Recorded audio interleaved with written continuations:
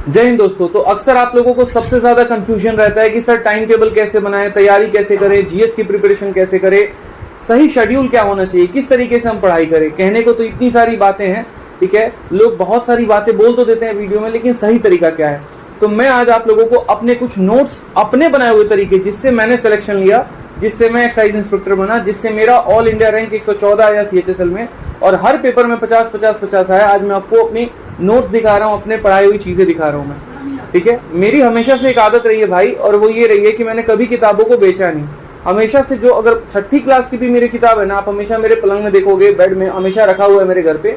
तो आज हम लोग घर की शिफ्टिंग कर रहे थे और शिफ्टिंग करते वक्त बहुत सारी किताबें उसमें से निकली, तो मैंने कहा बच्चों को ये बात बतानी ज़रूरी है। तो चलिए आइए, इधर आइए सर, थोड़ा लेकर आइए, वीडियो में दिखाता हूँ। ये देखिए मेरी जीएस की बुक की हालत आप अगर देख पा रहे हैं तो ये लुसेंट की किताब है। मैं हमेशा लुसेंट रिकमेंड करता हूँ आप लोग को पढ़ने के लिए। और अगर आप यहाँ देखेंगे तो इस किताब की ज़रा ये हालत देखो क्या है, किस तरीके से सारे पन्ने लाल एकदम दिख रहा है आपको। एक एक पॉइंट, जैसे राष्ट्रकूट भी है ना, तो राष्ट्रकूट को पूरा तरीके से मैंने पढ़ा है यहाँ पे, ठीक है। अगर आप देखेंगे तो मैं हिंदी में भी पढ़ता था, इंग्लिश में भी पढ़ता था यहाँ पे, जिससे मुझे जानकारी अच्छे से समझ में आ सके। कितने सारे पॉइंट्स और कितनी बार यहाँ पर स्टार मार्क लगा रखा है। ये देखो, ये किताब की हालत आपको बता सकता है कि कितनी बार इस किताब को पढ़ा गया। आप देखिए किस तरीके से, मतलब, ठीक है, एक एक पॉइंट यहाँ पर जो है, ये सारी पॉइंट आप देखो, इकोनॉमिक्स है ये पूरा का पूरा। और ये जितने फॉर्मूले आते हैं आपके इलास्टिसिटी के हो गए और ये सारा हो गया, ठीक है। ये फॉर्मूला मुझे सबसे ज़्यादा कंफ्यूज करता था और 3 बार मेरा मॉक में गलत हो गया था। उसके बाद मैंने इसको बहुत अच्छे तरीके से कवर अप किया हुआ था। तो ये सारे पॉइंट है हमारे, चूंकि आप देखते हैं 5 ईयर प्लान हो गए, सारा हो गया। उसी तरीके से आगे चल के यहाँ पर ये हमारा पॉलिटी है, और पॉलिटी में भी एक एक पॉइंट मैंने यहाँ पर जो है नोट्स बना रखे हैं। इतना पढ़ने के बाद भी, जैसे मैं आपको एक छोटी सी चीज़ दिखाता हूँ। हिस्ट्री में मुझे सबसे ज़्यादा प्रॉब्लम होती थी, तो हिस्ट्री का मैंने क्या सॉल्यूशन किया हुआ था कि एंशिएंट हिस्ट्री है, मॉडर्न हिस्ट्री है, और उसके बाद आपका मेडिएवल है। उसमें गवर्नर जनरल में बहुत इशू होती थी कि किस गवर्नर जनरल ने क्या करवाया, कैसे करवाया। हालांकि इसकी पीडीएफ मैं टेलीग्राम पर डाल दूंगा। हमारा Telegram maths by Aditya Ranjan है, इस वीडियो के डिस्क्रिप्शन में भी उसका लिंक मिल जाएगा। तो ये मैं अपने पूरे नोट्स जो भी हैं हमारे, सब की पीडीएफ मैं आप लोगों को वहाँ पर डाल देने वाला हूँ, maths by Aditya Ranjan Telegram पर। तो आपको मेरे नोट्स वहाँ से मिल जाएंगे। तो जैसे हिस्ट्री का मैं आपको दिखा रहा हूँ, ये क्या लिखा हुआ है, governors and governance of east India company. पहले लॉर्ड क्लाइव ने क्या काम किया, उसमें भी जो उसके सबसे इंपॉर्टेंट काम थे, देखो उनको हाईलाइटर से मैंने हाईलाइट किया है। मेरा हमेशा जीएस में रहा है, करंट अफेयर भी मैंने इंग्लिश में भी पढ़ा है, हिंदी में भी पढ़ा है, दोनों में। आप यहाँ पर देखते चलो, ये पूरा पॉइंट यहाँ दे रखा है। जैसे लॉर्ड कॉर्नवालिस का हो गया, लॉर्ड वेस्ली का हो गया, लॉर्ड हेस्टिंग का हो गया, और एकदम टाइम से कि हाँ किसने क्या काम किया। ये पेजेस मैंने इसीलिए छोड़े थे ताकि अगर मानो मॉक में भी कोई पॉइंट मुझे मिलता है तो मैं उनको यहाँ पर लिख सकूँ, ठीक है। लॉर्ड रिपन हो गया यहाँ पे, एल्बर्ट क्लाइव हो गया, और ये सारा मतलब एक एक तरीके से। और मोस्ट इंपॉर्टेंट ये, तो ये देखो यहाँ पे, ये सबसे ज़्यादा ये भी पूछा जाता था एक, ठीक है। जैसे रानी लक्ष्मीबाई है, कौन सा जगह है और यहाँ पर कौन सा ऑफिसर ने उसको डिफीट किया हुआ है, ठीक है।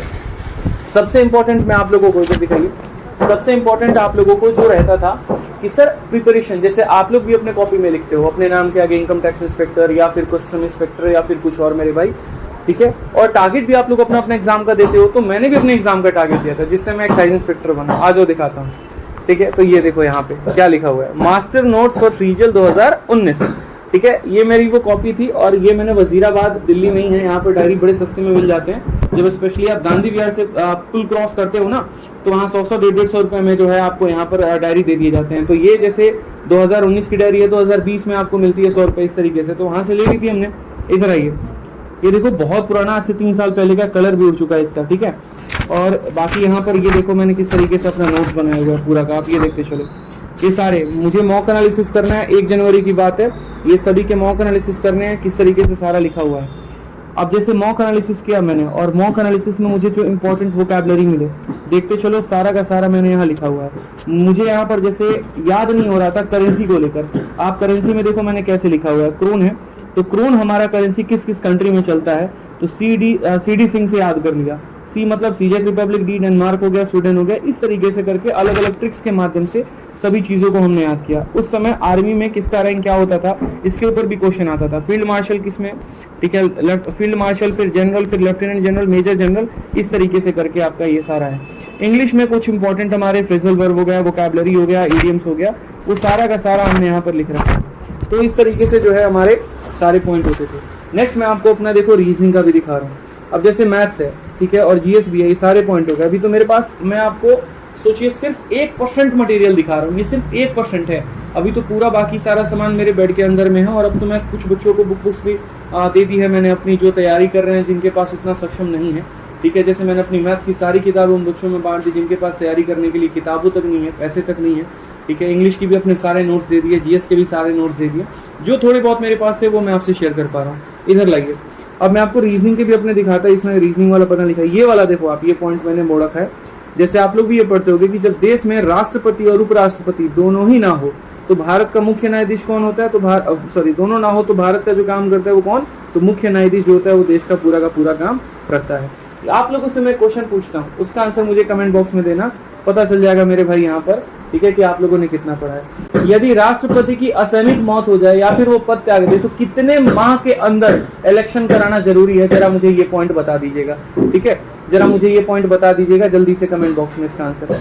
तो ऐसे ही हमारे, और आप यहाँ देखो रीजनिंग का भी मैं कह रहा था, जैसे रीजनिंग में कोडिंग टू कोडिंग का कुछ पर्टिकुलर हो गए, ये भी मैं पूरा का पूरा लिखता था यहाँ पे। देखोगे अगर आप तो, जैसे लुब्रिकेटर है तो लुब्रिकेटर का कोड आ गया यहाँ पर, और बाकी सारे उसके आधार पर क्वेश्चंस हो गए।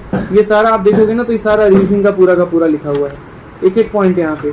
रीजनिंग के सेक्शनल मॉक टेस्ट लगाए तो देखो उसमें मैं लिख लूंगा खुद से यहाँ सारे क्वेश्चन और ऑप्शन, और बाद में मैं उनको सॉल्व कर रहा होता था, किसका काम क्या है क्या नहीं है। अच्छा, एक और चीज यहाँ पे, किस तरीके से यहाँ पर देखते चलो आप यहाँ पर कि पहले कौन आया, दूसरे कौन आया, तीसरा कौन आया, हर एक पॉइंट को बहुत डिटेल में पढ़ा था। इसमें तो मैंने जो है अपना एक शेड्यूल भी बनाया हुआ है, मैं आपको अगर अपना शेड्यूल भी दिखा दूंगा। ठीक है, अगर मुझे मिला कहीं पर तो, कि मेरा पढ़ने का शेड्यूल क्या था, सुबह कितने बजे उठना है, कैसे है, क्या है। ये देखिए मेरा शेड्यूल यहाँ पे। अभी जैसे मेरा सीजल का पेपर था, यहाँ क्या लिखा हुआ है, इंग्लिश मेंस 2019।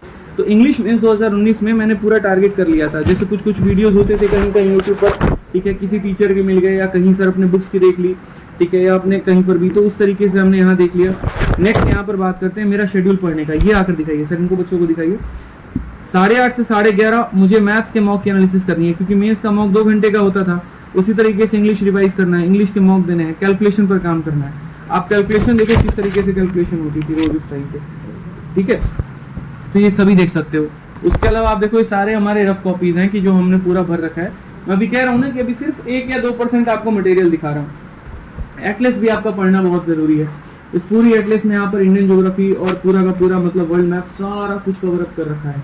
तो तैयारी में दोस्त मेहनत लगता है। आजकल के बच्चों में थोड़ा सा ये है ना कि थोड़ा सा मेहनत करते हैं और फिर सोचते हैं सिलेक्शन हो जाए, तो यार ये बड़ा मुश्किल होता है। यहाँ तक आप डिस्क्रिप्टिव की भी देखो, डिस्क्रिप्टिव की किस तरीके से तैयारी होती थी, और डिस्क्रिप्टिव के बारे में पूरा का पूरा इंपॉर्टेंट पॉइंट कि इनफॉर्मल लेटर हम कैसे लिखते हैं, इंट्रो क्या रहेगा, एंड क्या रहेगा, स्टार्ट क्या रहेगा, एंड क्या रहेगा, हर एक चीज़ यहाँ पर एक पॉइंट को यहाँ पर लिखना होता था, तब जाकर मेरे भाई। अच्छा, अभी देखो जैसे मैंने डिस्क्रिप्टिव लिखा था, सबसे पहला gender discrimination at work place, क्योंकि अब डिस्क्रिप्टिव हर जगह खत्म हो गया, बाकी फिर भी और वर्ड काउंट करके पूरा कंक्लूजन हम करते थे। ये सारे के सारे पॉइंट आप देखो, इस तरीके से पूरी की पूरी तैयारी हुई थी।